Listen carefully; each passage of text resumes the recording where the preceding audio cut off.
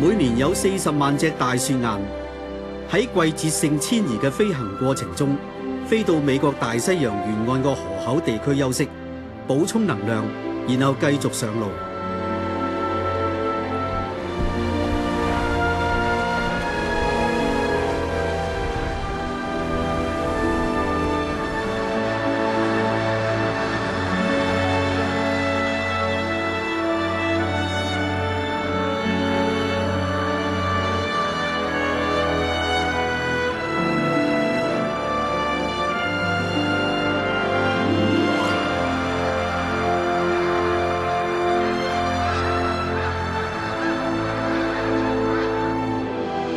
河流嘅旅程已經抵達終點，河流合力沖蝕山脈，又合力將沙石帶到大海。